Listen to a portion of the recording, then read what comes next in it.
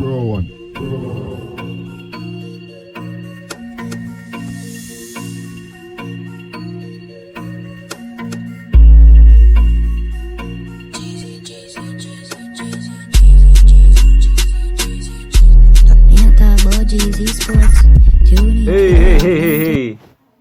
And welcome again. Good evening, good afternoon, good night.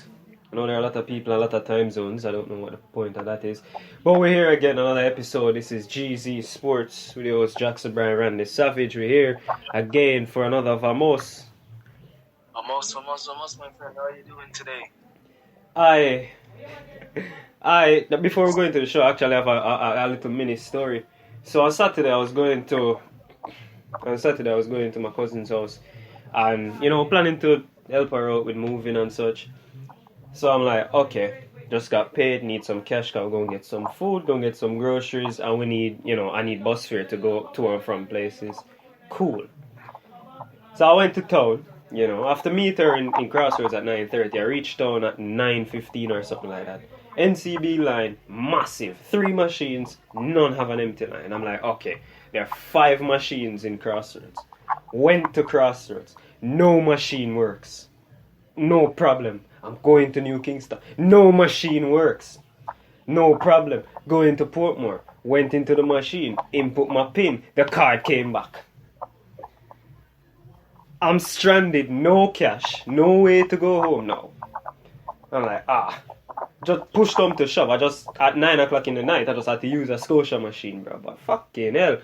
NCB needs to fix their machines, man. God, no. Typical Jamaican. Typical, man. Typical. And another thing that's typical, Manchester City winning the Premier League. It's getting boring. It's only been 3 times. I can imagine how Germans feel. Yeah. And we're not going to really talk about them, but we're more going to talk about reacting to our Premier League predictions at the start of the season. And don't go too hard in on us. We only had to work off of transfers and previous forms. So I know a couple of us, or all of us, had Liverpool in top 4. That was not our doing. They looked like they could have done it. So first, title. And I think we both got that right. Manchester City. None of us thought otherwise. And this was nailed down, wasn't it? Yeah, I mean, to be honest, at the start of the season, with the acquisition of a certain Erling Haaland, with the team itself, and the fact that no other teams seem to really be in contention, it was just straightforward. It is Manchester City, and it is Pep Guardiola, after all, so, no doubts there. Yeah, no doubt. Didn't expect them to run it down to the wire like that. I expected them to probably seal the title from week 30, 34 maybe.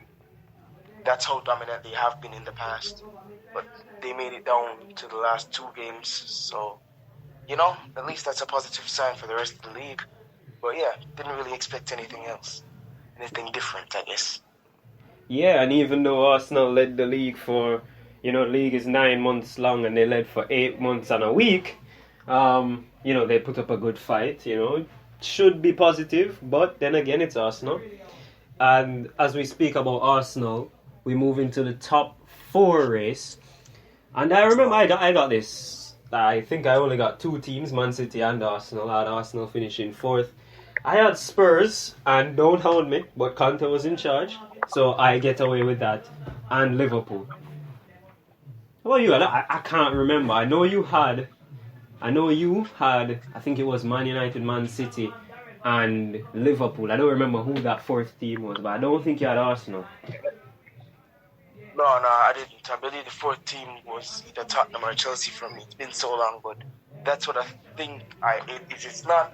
I just most certainly did not have Newcastle in there, I don't think. But 2, at the very least, 2 is not so bad. I don't think anyone really had Arsenal in the top 4 race before the start of the season. So if someone did in any predictions on the internet, hats off to you, because I would never have expected them. If you told me that Arsenal would have ended the Premier League season second, about 4 or 5 points behind Manchester City, I'd be like, really? That actually happened? So, credit to them.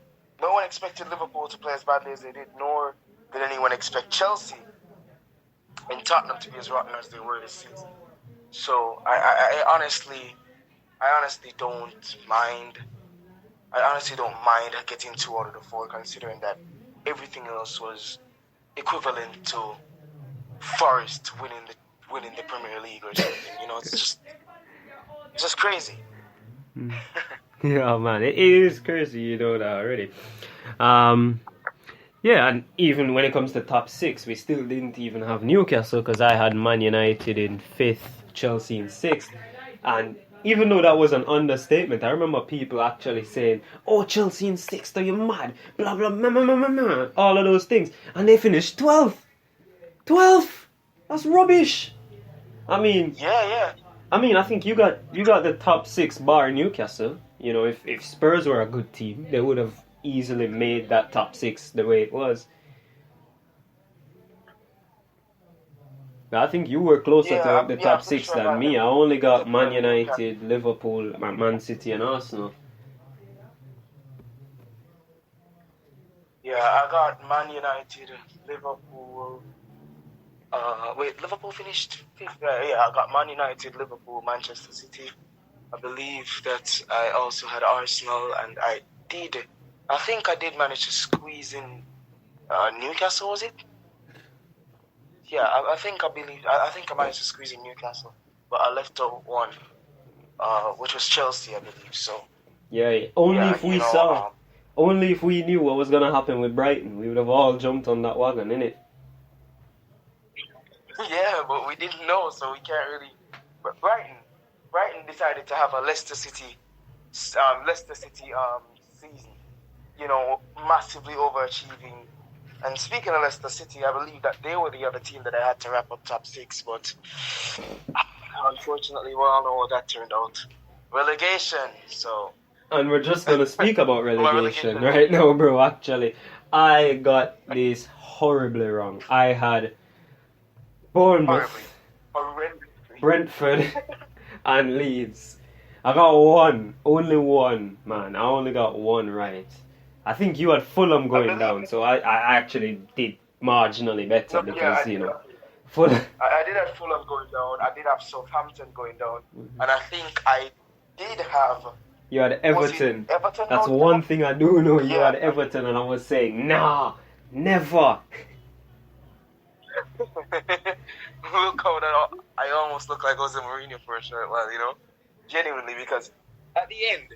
In that poll that we had up on Twitter, you can follow us at GZ_sports on Twitter and on that platform. We did have a poll going, and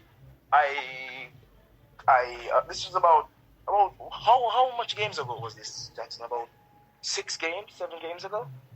No, I think it was today. So it's basically June. I think it was the middle of May. It was put up. So there were some teams still doing games in hand. So at the time, Brighton still played only 32 games. I think the rest of the league played 34 or so. Okay, so about 4 or 5 games, give or take. And I predicted Leeds and Leicester to go down. Right? I know I said Everton, but then, as I said before, and I predicted correctly, Sean Dyche knows how to survive. Yep. Sam Allardyce, not so much. Sean Dyche, he's the perfect embodiment, epitome of a survivalist manager. You bring him in if you need to survive, you give him the funds, and he survives. And then next season, he does better than survive. That's just the quality of manager that Sean Dyche is. I genuinely... Before, if you would have asked me if Everton would have gone down at any point during the season, the way they were playing, I would have said yes. The moment Sean Dyche walked through those doors, I immediately changed my outlook. Because this man just does not miss.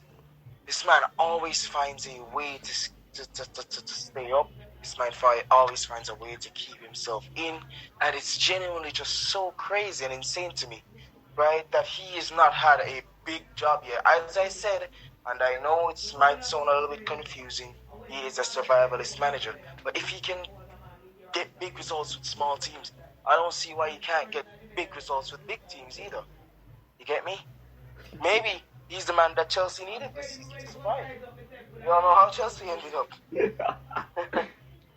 Well, Chelsea just got poached, so I don't know if they're still looking at Sean Dyche.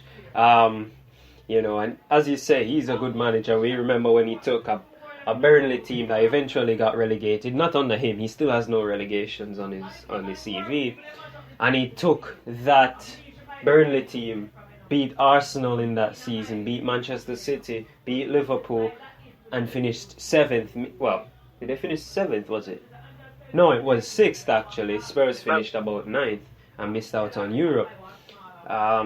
And he was playing Europa League football at Turf Moor. That's how good Sean Dyche was, and people don't want to say about it because it's not socially acceptable. But Sean Dyche is better than one of the. You can't just say he's one of the top 20 managers in the Premier League. It's higher than that. It's a much higher ranking than that because he's better than all the managers that just got relegated. He's better than who survived? Who the hell? Who gave 60? Oh my god, he's better than. Crap, I can't remember the teams right now, man. Okay, so he's not top 6, right? He's what?